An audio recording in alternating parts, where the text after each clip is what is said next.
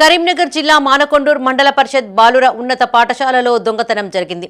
దొంగలు విద్యాలయాలను సైతం వదలడం లేదు. పాఠశాలలో 23 ట్యాబ్లు చోరీకి గురైనట్లు విద్యార్థులు గుర్తించారు. పోలీసులకు సమాచారం ఇవ్వడంతో ఏసీపీ శుభం ప్రకాష్, ఇన్స్పెక్టర్ లక్ష్మీనారాయణ సంఘటనా స్థలానికి చేరుకుని దొంగతనం జరిగిన తీరును ఆరా తీశారు. పాఠశాలకు వెనుక వైపున ఉన్న వెంటిలేటర్లు పగలగొట్టి దాని ద్వారా లోపలికి చొరబడి ట్యాబ్లను ఎత్తుకెళ్లినట్లుగా సీఐ లక్ష్మీనారాయణ తెలిపారు.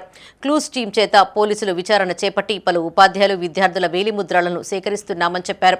వెంటనే దొంగలను పట్టుకుంటామని చెప్పారు. ACP Shubham Prakash, clues team CI Swarnajyothi, training SI Kranthi Kumar సిబ్బంది ఈ కార్యక్రమంలో ఉన్నారు. నిన్న రాత్రి మన గవర్నమెంట్ జిల్లా పరిషత్ పాఠశాలలో ఎవరో గుర్తుదేని దొంగలపడి దాదాపుగా 23 ట్యాబ్స్ దొంగలించడం జరిగింది. దాని మీద ఈరోజు మార్నింగ్ కేసు నమోదు చేశాము. దాని నిమిత్తమై మార్నింగ్ ఏసీపీ సార్లు తర్వాత క్లూస్ టీమ్ తోటి విజిట్ చేయడం జరిగింది. వాళ్ళ ఛాన్స్ నుంచి కలెక్ట్ చేస్తున్నాం. కేసు దర్యాప్తులో ఫర్దర్ ప్రోగ్రెస్ వెళ్తారు. చదువు కోసం వచ్చిన 25 ట్యాబ్లు రావడం జరిగింది.